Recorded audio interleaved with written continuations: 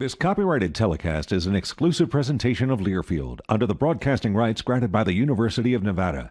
Reuse of this presentation is prohibited without the express written consent of the University of Nevada and Learfield.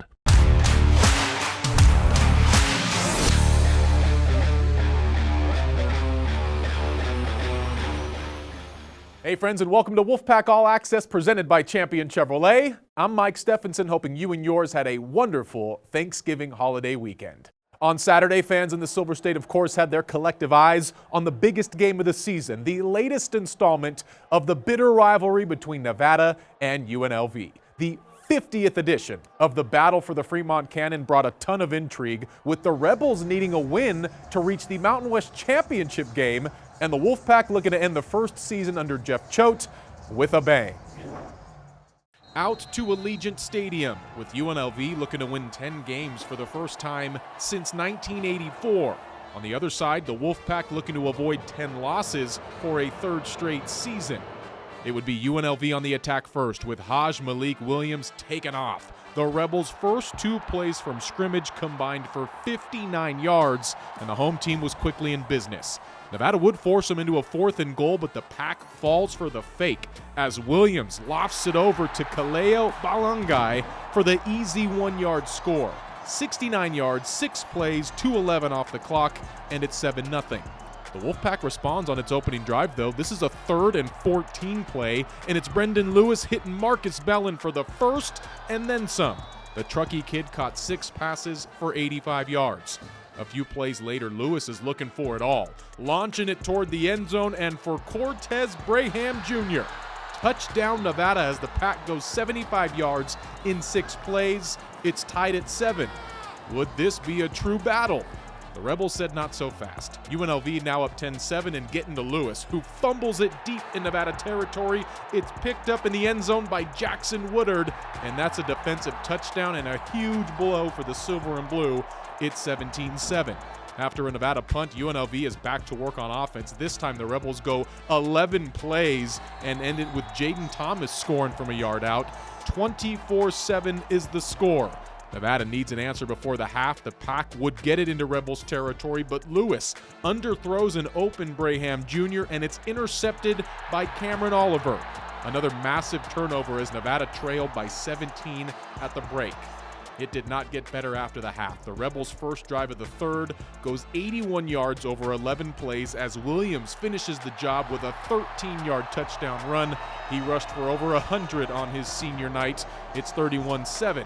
Nevada fighting till the final play as Lewis converts a 4th and short with his legs. He rushed for 30, threw for a career-high 292, but the Wolfpack would turn it over on downs, and UNLV would take advantage, cashing in with Williams hitting Ricky White for the 17-yard score.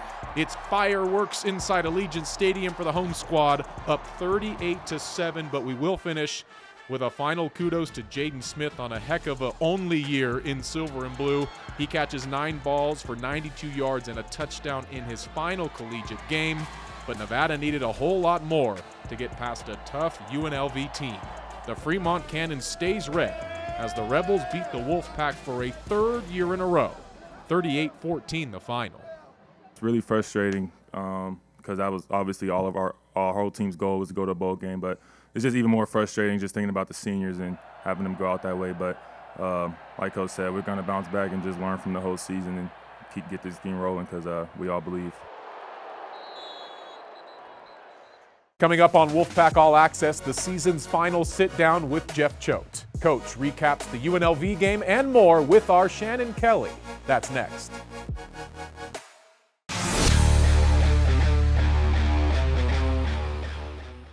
Cortez Braham Jr. motions right out of a double slot. Snap to Lewis, 1st and 10. He goes long. Down the middle. Braham's open to the 5, and he's going in. Touchdown, Nevada.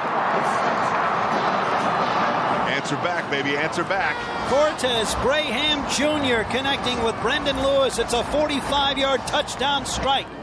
Joined in Legacy Hall with head coach Jeff Choate after Nevada's 38-14 loss against UNLV down in Las Vegas. Coach, how's this one sitting with you here on Sunday? Yeah, not great. It wasn't sitting with me very well, even midway through the third quarter in Vegas yesterday. I think think that was a tough one. That was a tough one. Obviously I want to credit UNLV. I think they're a really good football team, and Coach Odom's done a great job with that program. And the hard part is you see where a program like that is and where we're at. It's a good bar for us to know, hey, this is the hill that we got to climb, and we got to do it quickly. And I think that I think there were some scheme things that we did not have some answers for in the run game on the perimeter of defense, and that was disappointing and frustrating. And even when we did have what we felt like were answers, we didn't execute them the way we needed to. And I felt like that was probably the most disheartening thing, is that the way they ran the ball on us. I mean, that's gutting from a confidence standpoint. We did not protect Brennan exceptionally well. He got hit a lot, but he was game. And I think that had we been able to run the ball a little bit more, attack their perimeter a little bit more, do a little bit better job defending our perimeter, that's a game that I think we could have managed into a one-score game, but we didn't. And a lot of that credit goes to UNLV. And we sent a group of seniors off that certainly will always be a part of the Silver and Blue Brotherhood. And some of the guys we're going to miss a lot. Some guys like Jaden Smith, that's, in my opinion, the best red zone receiver I've ever been around. And I've been doing this a long time. Cortez Braham, who had 6 catches at West Virginia last year, and I think he ended up with over 50 catches this year. Guys like Keaton Crawford, who I think is a first-team all-conference type of guy that's going to have an opportunity to play on Sunday. And a host of other young men that obviously we're very proud of. And hopefully their time here at Nevada, as I told the players last night in the locker room, that the journey was a part of the lesson. And they're going to take some things from dealing with adversity and being resilient human beings into the future and be productive members of society and people that will come back and give back to the university as well. How much does a loss like this hurt, just knowing you guys have to wait 9-10 months before you can go out onto the field and coach this group again? It doesn't matter if it's your last regular season game and you're not moving on to a playoff or a bowl game, or if it is that playoff game or the bowl game. The finality of the season is always painful. There's only going to be one team in every level that gets to win their last game at the highest level in the playoff. Right. But even if you make it to a bowl game and you win that bowl game, that creates momentum for you. And that's the frustrating thing for me, was I really felt like, had we been able to get the Air Force game and go play really, really well against Vegas, then maybe that creates some momentum for us. And now we got to go work and create our own momentum. And I think that that's the process that starts tomorrow. I'll meet with every player in the program over the next 4 days. We'll have some serious conversations as a staff about where we need to go to become better, and have some independent people do some views of our. I'm a big believer in that. I think that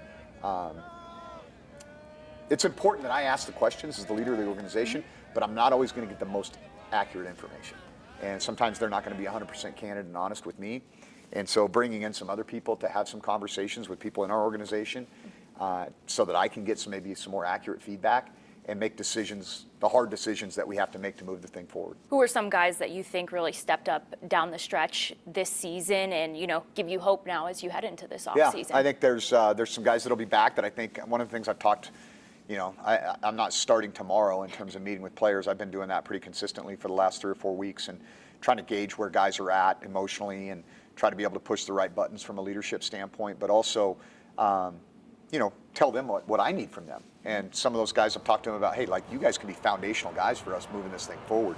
And guys like Josh Grabowski, who I think had a really good year. And I think he can be a foundational guy for us in our culture because of who he is and how he goes about his business. I see Marcus Bellin in that mode. Brendan Lewis is a guy that we've talked about. Those are some guys that, a couple of new guys, but a couple of guys that maybe didn't play a whole lot that maybe people are not aware of. I think Jace Henry coming back is a huge asset for us. Our offense was much more dynamic with him in the lineup, and I think he's going to be one of the better tight ends in the Mountain West coming back. I think there's those foundation guys, and a lot of the guys that I'm talking about are guys that I really believe are emblematic of the culture that we want to build here. Tough, hard-nosed, blue-collar guys that, rain or shine, up by 20, down by 20, doesn't matter. You're going to get the same out of them every day. And those are the type of young men that we want in this program. Just what is your message to fans, why they should be encouraged despite what the win-loss record was, that this program is moving forward in the right direction? Yeah, I hope they saw the competitiveness of our program this year, and in spite of this last game, I think that should give you hope that, hey, man, we've got something to strive for. That's our in-state rival, and that's what we're chasing. And if we're chasing them and we can catch them, that means we're playing for Mountain West championships. But we're going to get a lot more competitive. I like our non-conference schedule next year.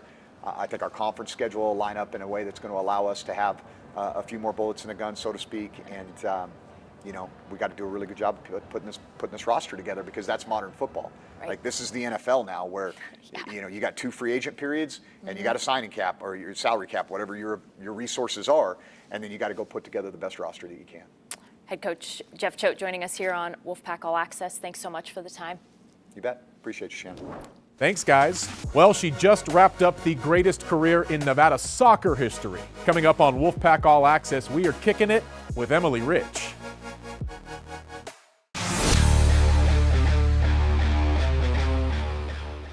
Hi, I'm Kylee Parsons. I run the 400 and the 200, and I'm going to answer 5 questions. A koala bear, and because they're so cute, and I think they sleep a lot, and I also do that. So. Steak with mashed potatoes and garlic bread. When I was little, my Barbie dream house. But then when I'm older, my dad got me my favorite pair of green New Balances, and green is my favorite color. I don't know, I love it. Like, all my clothes are green, that forest green, not like some vibrant green. Christmas tree green. The community, my teammates. Yeah! Back here on Wolfpack All Access, presented by Champion Chevrolet, I'm Mike Stephenson. Over 4 standout years in silver and blue, Emily Rich rose the bar when it comes to Nevada soccer's record books. As her epic career concludes, our Chris Murray recently talked it all out with the kid from Central California. You just wrapped up your 4-year Nevada career. The Wolfpack put out a tweet and a video saying you were the greatest to ever do it in a Nevada soccer uniform. So I guess, what does that mean to you, that you're the greatest in Wolfpack women's soccer history? Honestly, it just put a smile to my face, you know, when I read it.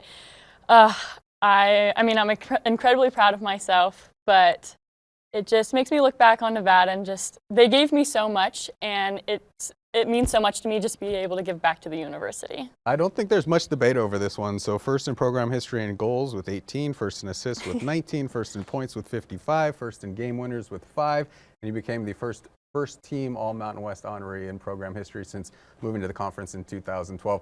So you got into college by like writing schools, right? Like, yep. You were emailing them, like, I'm a pretty good soccer player. What did those emails say? And then what do you remember about getting a response from Nevada? Yeah, actually the funny thing is, I never wrote Nevada an email. Okay. So I wrote like a whole bunch of colleges an email, and then I had a soccer tournament, and Nevada happened to show up at the soccer tournament. And they came up and talked to me, because I really didn't know about University of Nevada, Reno. I grew up in California. I was looking at schools in California. So schools out of state weren't really in my mind. I was a homebody. I wanted to stay home. But Nevada reached out, and then they offered me an official visit, and I came to the university, and honestly, I just fell in love with the university. You have the mountains. I came, you know, from a mountain town, so I love Tahoe. And then I saw, you know, their soccer facility, and I just kind of fell in love with Nevada, and then decided to commit here. There was obviously a coaching change during your tenure here, your last couple years under Coach Vanessa Valentine, and you guys were able to make it to the Mountain West tournament in back-to-back years. That's not something Nevada had done a lot in its history. So yeah. What did it mean to you to see so much more progress towards your junior and senior season? It means the world to me. You know, coming here, I've had goals, I had dreams, and one of those goals was making it to the Mountain West tournament. And once we had, you know, the coaching, the shift, and we were able to do that, it just was like checking another goal off my bucket list, and I'm so happy we're able to do it now 2 times in a row, and I'm so excited to see where this program's going to go in 5 to 10 years. Now that you've wrapped up your career, I guess, what are the emotions that you're feeling knowing that soccer is probably not completely in your past? I'm sure you'll still be attached to it, but yeah. In terms of playing for the Wolfpack, that's done. I have mixed emotions about it. I'm going to miss the game so much. I mean, it's been a part of my life for 18 years, but I'm also at peace with it. I feel like I was able to complete so many goals during my 4 years here, and now I'm just going to put a lot of my time into like hobbies I have, and even just putting all of my energy into the working field, and I'm really excited for that next step of my life. Our thanks to Emily for stopping by, and once again a huge congrats on a heck of a run here in Reno. Still ahead, he proved to be one of Nevada's biggest playmakers in his only season in silver and blue. We feature Jaden Smith's route to Reno next on Wolfpack All Access.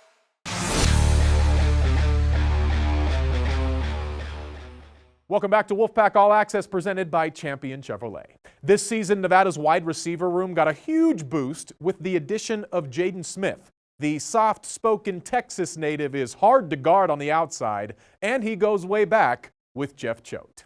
Shannon Kelly chronicles Jaden's journey to silver and blue. Jaden Smith is rooted in his faith. Honestly, how I was raised, I believe that I can't do anything without God. He's everything. He's the reason that I met Jeff Choate. The Fort Worth, Texas native recalls catching the eye of Choate's then Montana State staff when they were recruiting one of his high school teammates. It just so happened that was one of the best games of my life. We didn't really have much time on the clock. They threw me a Hail Mary, triple coverage. I come down with it, and we spiked the ball, kick a field goal, and win the game. So I feel like that's just destiny. That's just God and having the right people there at the right time, and you never know when your time comes, and you make the most of it. I love that kid. I love that family, man. I can remember sitting in the living room when we were recruiting him, and I just got to know him and his family, and they're just such amazing people. Smith spent 3 years at Montana State, eventually taking his talents back home with Choate's help. He actually helped me get to Tarleton State University. He's pretty good friends with Ty Whitten, the head coach there, and going to Tarleton really changed my life in a million different ways for the better. After 2 years with the Texans, Smith would reunite with Choate in Reno. I had a good thing going at Tarleton State. I really had no reason to leave, but it's honestly just trusting God, taking a leap of faith. I heard about the circumstances regarding the receiver position and what he was looking for, and I just felt like I could help him, and he's helped me so many times. A leaping catch is made by Smith, and Nevada takes the lead. The 6'6" wideout has been Nevada's top target this season, leading the pack in receptions, receiving yards, and receiving touchdowns. He's an elite red zone threat. I don't know that I've ever been around a guy, and I've coached some places, that has anybody any better than Jaden Smith is in the red zone. And he's been a leader too, helping set a foundation for the future of silver and blue football. Jaden comes out and he does the right thing every day, I can say. Running a route the right depth or asking questions, he shows what it's supposed to look like to be in the position he's in and being that starter. Watch him catch a touchdown pass. That's what I want our guys to look like when they catch a touchdown pass. Lewis for Smith, and a one-handed catch in the end zone. Oh my, it's a touchdown for Nevada. Thanks to the man upstairs and hands the ball to the official, and just goes about his business, and he's a class act. A lot of my old teammates from Montana State that are older than me, they hit me up and they're like, man, you playing with Jeff Choate again? I'm like, yeah, bro. It's nostalgic. Some of the stuff that he says and does is like I've heard it before. I know it's new to all these guys, but I've heard it. And it's just a beautiful thing because this is a coach that you never want to leave for real, but life happens, and it's just a blessing and a dream come true to be able to finish my career how I started it, playing under Coach Choate. For Wolfpack All Access, I'm Shannon Kelly. Coming up on Wolfpack All Access, women's hoops hosting the annual Nugget Classic with 3 games in 3 days. But first, here's Chris Murray looking back on Nevada football's proudest moment with This Week in Wolfpack history. On November 26, 2010, the best teams in Nevada and Boise State football history faced each other. And for once, the Wolfpack came out on top, snapping a 10-game skid against the Broncos. In a game dubbed Blue Friday since it was played the day after Thanksgiving, Nevada scored the biggest win in program history. Storming out of a 17-0 deficit, the Wolfpack upset number 4 ranked Boise State in a game that featured wild twists and turns. After Kyle Brotzman missed a 26-yard field goal at the end of regulation that would have won the game, he set a 29-yarder wide left to start overtime. And after Anthony Martinez's 34-yard field goal split the uprights, Mackey Stadium exploded in a celebration that still echoes through northern Nevada. It's good! The Boise dream is over!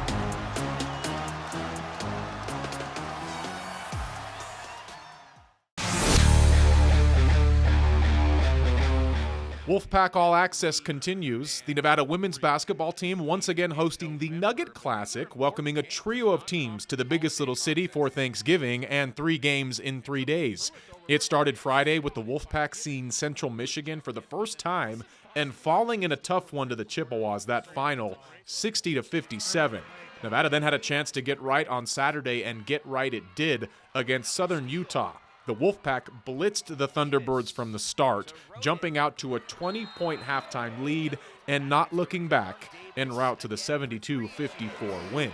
Sunday's finale against unbeaten Portland was tight early until the Pilots ended the first quarter on a 16-0 run. That would prove to be the difference, as Nevada then played them pretty even, falling 88-72 and ending the Nugget Classic with a 1-2 record and 4-5 mark overall. All right, that is it for this week's edition of Wolfpack All Access from our Champion Chevrolet Nevada Sportsnet studio. I'm Mike Stephenson saying so long, friends. This has been an exclusive presentation from Learfield.